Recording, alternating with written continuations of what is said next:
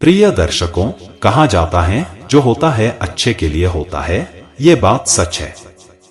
दर्शकों, अगर आप इस कहानी को ध्यान से और अंत तक सुनते हैं तो निश्चित ही आप बोलोगे जो होता है अच्छे के लिए ही होता है, और इसके बाद आप कभी दुखी परेशान नहीं रहोगे। तो दर्शकों, इस कहानी को ध्यान से और अंत तक जरूर सुने और सच्चे दिल से कमेंट में जय श्री कृष्ण जरूर लिखें। दर्शकों, आज की कहानी एक व्यक्ति की कहानी है। इस व्यक्ति के साथ बहुत सारी घटनाएं हुई, और जब जब इसके साथ घटना हुई तब लोगों ने कहा जो होता है अच्छे के लिए होता है। उस समय इस शब्द से उस व्यक्ति को बहुत गुस्सा आता था। लेकिन जब जिंदगी आगे चलती गई और समय बीतता गया, तब इस व्यक्ति को अनुभव हुआ कि हाँ, यह लाइन सच है कि जो होता है अच्छे के लिए होता है। प्रिय दर्शकों, हम सब की जिंदगी में बहुत सारी घटनाएं होती है। कोई कड़ी मेहनत से सरकारी नौकरी की तैयारी कर रहा है, कोई अपने परिवार से टूट गया है। ऐसी बहुत सारी समस्याएं हैं हमें हमारी जिंदगी में आती है, और हम जब इस समस्या से जूझते रहे होते हैं तब लोग कहते हैं जो होता है अच्छे के लिए होता है। तब हमें उन लोगों के ऊपर बहुत गुस्सा आता है। लेकिन जब हम आगे बढ़ते हैं, समय बीतता है, तब पता चलता है कि आज जो हुआ वह अच्छा हुआ, नहीं तो आज मैं इस मुकाम पर नहीं पहुंचता। प्रिय दर्शकों, आज की कहानी एक व्यक्ति की है जिसका बचपन में कुछ ऐसी घटनाएं हुई जिसने उसका पूरा जिंदगी बदल दिया। उसे व्यक्ति का नाम था पवन। वह एक गांव में रहता था। गांव में एक ही सरकारी स्कूल था। गांव की सरकारी स्कूल की हालत तो आप सभी जानते हैं।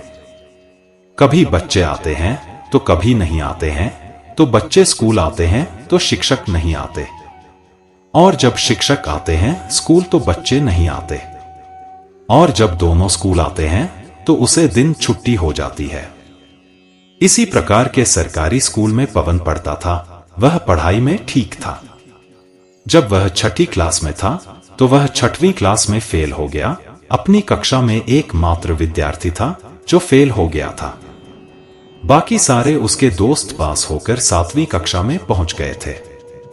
तब पवन की माता पिता ने सोचा कि पवन की अच्छी पढ़ाई के लिए उसे शहर भेज दिया जाए।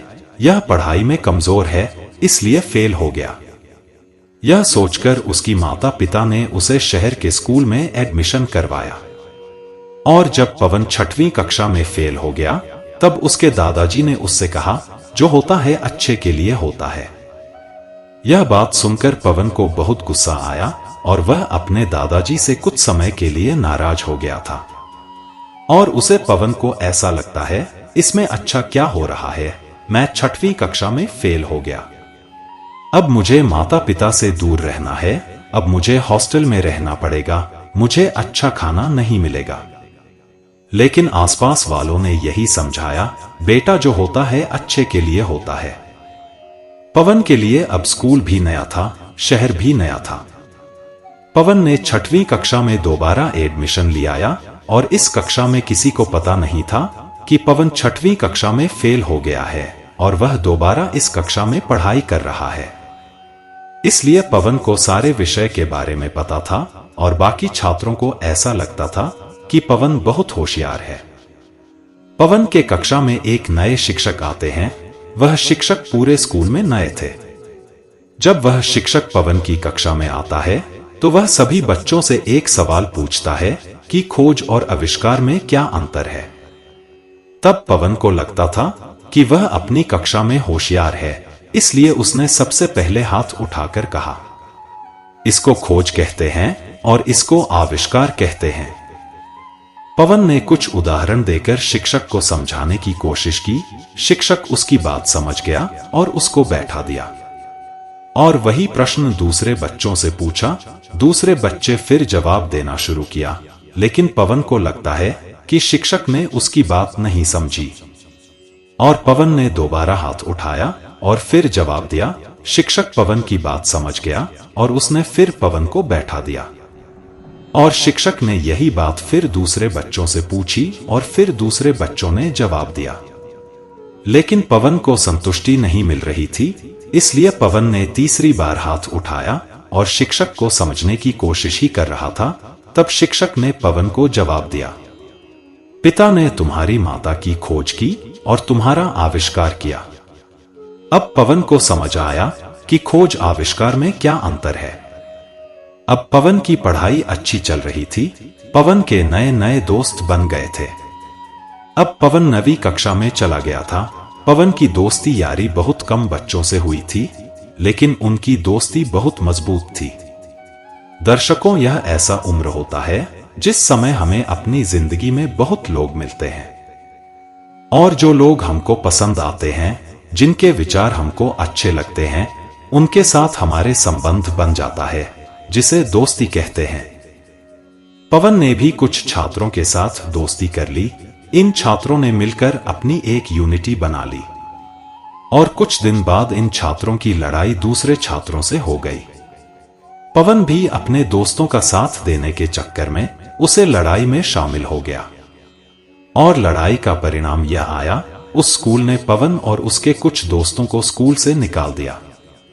पवन को स्कूल बहुत अच्छा लगता था, और स्कूल में कुछ शिक्षक ऐसे थे जो पवन को पसंद करते थे। और जब पवन को स्कूल से निकाला गया, तब उन शिक्षकों ने कहा, इतनी बड़ी बात नहीं हुई थी कि पवन को स्कूल से निकाल दिया जाए, लेकिन स्कूल मैनेजमेंट तो अपना काम करती है, और उसने पवन को स्कूल से निकाल दिया। जब पवन को स्कूल से निकाला गया और पवन जब अपने कुछ शिक्षकों से मिलने के लिए गया, तब उसके शिक्षकों ने पवन से कहा, जो होता है अच्छे के लिए होता है। पवन की जिंदगी में यह लाइन दोबारा गूंजने लगी। अभी भी पवन को लग रहा था कि मेरा स्कूल छूट रहा है, मुझे स्कूल से निकाल दिया गया है, और अब भी लोग कह रहे हैं कि जो होता है अच्छे के लिए होता है। अब पवन की माता पिता ने पवन के एडमिशन दूसरे शहर में करवा दिया। उस नए स्कूल में पवन फिर से पढ़ाई करना शुरू किया। अब पवन की पढ़ाई अच्छे से चल रही थी। अब वह 11वीं कक्षा में पहुंच गया। अब पवन अपनी जिंदगी के नए पड़ाव में था। इस उम्र में सभी के साथ यह बात होती है, कोई हमें पसंद आने लगता है और हम उसके साथ अपनी जिंदगी जीने का सोचते हैं। इस उम्र में हम सब कुछ कर सकते हैं। ऐसा लगता है ऐसे कि हम जो भी सपने देखते हैं उसे पूरा कर सकते हैं। हमारे अंदर ऐसी कोई बात नहीं होती जिसे देखकर लगे कि यह काम हम नहीं कर सकते। पवन को 11वीं कक्षा में एक लड़की से प्रेम हो गया। खास बात यह थी कि उसे लड़की को भी पवन से प्रेम हो गया। शुक्र है पवन का प्रेम एक तरफ नहीं था। पवन और उसे लड़की ने 12वीं की कक्षा पास किया और अपने कॉलेज की पढ़ाई के लिए अलग अलग कॉलेज में एडमिशन लिया। पवन और वह लड़की एक ही शहर में रहते थे, लेकिन अलग अलग कॉलेज में पढ़ते थे। यह ऐसा समय था जिस समय व्हाट्सएप और फोन सभी के पास नहीं होता था। एक दूसरे से फोन में बात करने के लिए एसटीडी जाना पड़ता है। पवन और उसे लड़की का प्रेम संबंध कॉलेज के साथ 3 साल चला और दोनों एक दूसरे को बहुत पसंद करते थे। इसलिए इन दोनों ने अपनी बात अपने माता पिता को बताया और उनकी माता पिता भी राजी हो गए। इसलिए खुशी खुशी दोनों की शादी हो गई और दोनों अपनी जिंदगी खुशी खुशी जीने लगे। पवन ने अपने पिता के व्यापार में ध्यान दिया और उसे आगे बढ़ाया। कुछ सालों बाद पवन का बच्चा भी हो गया और वह बच्चा 2 और 3 साल का हो गया। तभी पवन की जिंदगी में एक बहुत बड़ी घटना हो गई। पवन की पत्नी को उसके दोस्त से प्यार हो गया और उसने पवन से तलाक मांगा। और पवन को यह बात समझ नहीं आई, हम दोनों एक दूसरे से स्कूल के समय से प्यार करते हैं। उसके बाद हम दोनों ने शादी की। आज हमारा एक बच्चा है।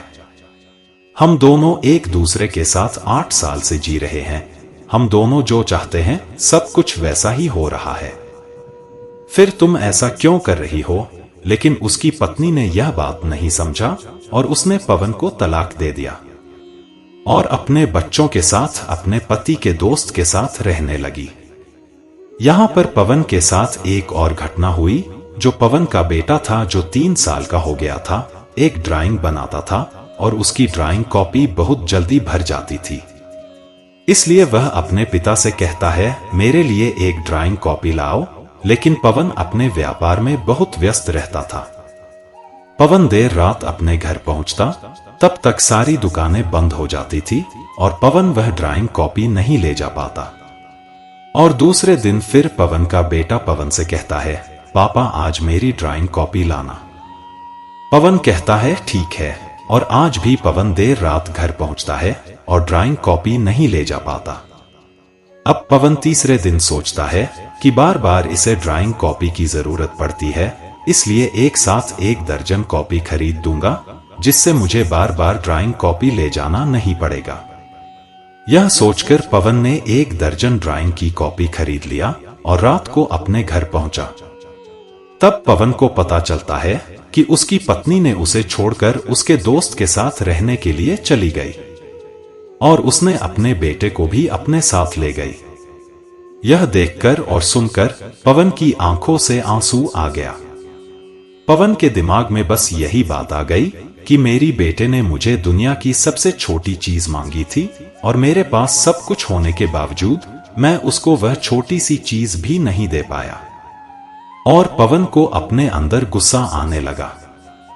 पवन ने अपने बच्चों की ड्राइंग कॉपी में जो भी महसूस करता था, अपने बच्चों को याद करता था, उसके बारे में लिखना शुरू किया।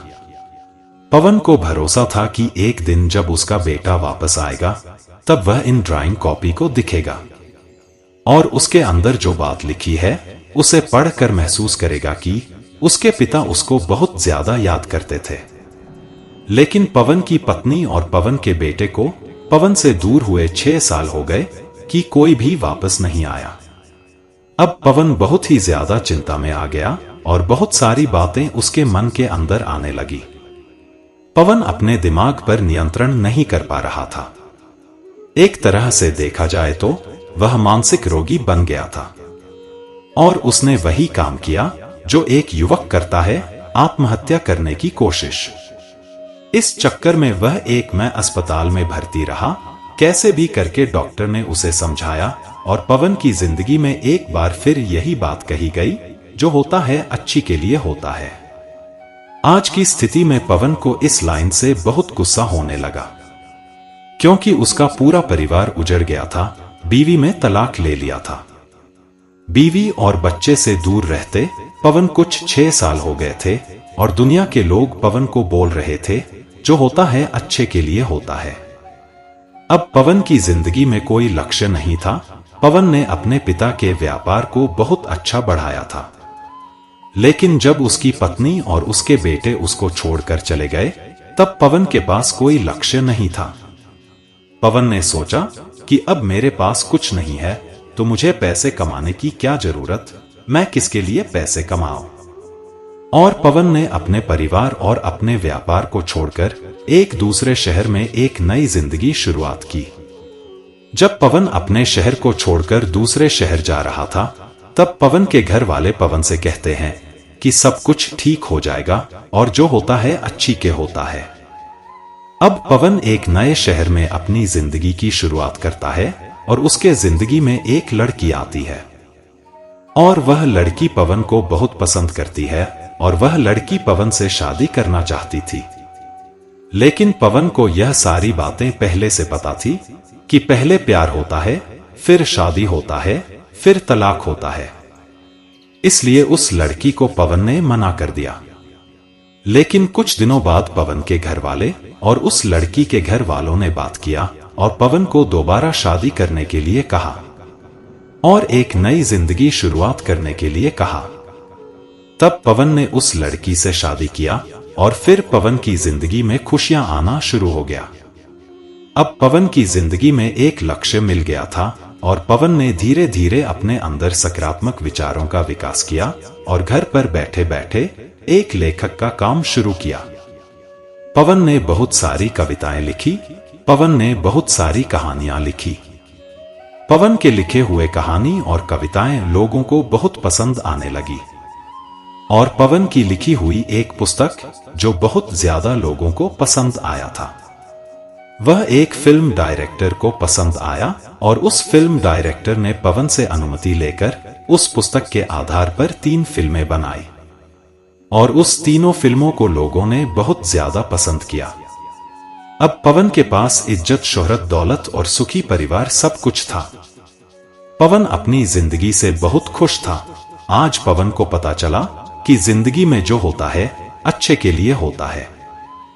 प्रिय दर्शकों, इस कहानी से हमें सीख मिलती है कि हमारे जिंदगी में जो होता अच्छे के लिए होता है।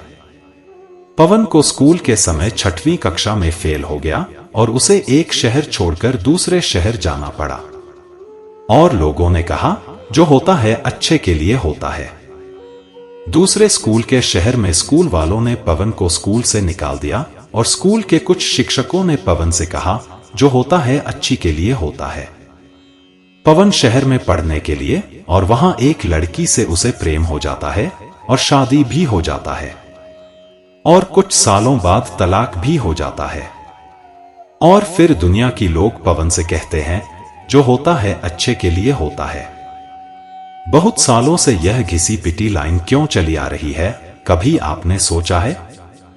यह लाइन इसलिए चली आ रही है क्योंकि यह सत्य है। हमारी सबकी जिंदगी में ऐसी घटनाएं हैं जो हम नहीं चाहते थे, लेकिन वह हमारे हाथों में नहीं होता और हम उसे घटना के बाद अपनी जिंदगी को आगे बढ़ते हैं। उसे समय कुछ सालों बीतने के बाद हमें अपने आप में अनुभव होता है कि जो हुआ था उससे मेरी पूरी जिंदगी परिवर्तित हो गई और जो हुआ था वह अच्छे के लिए हुआ था।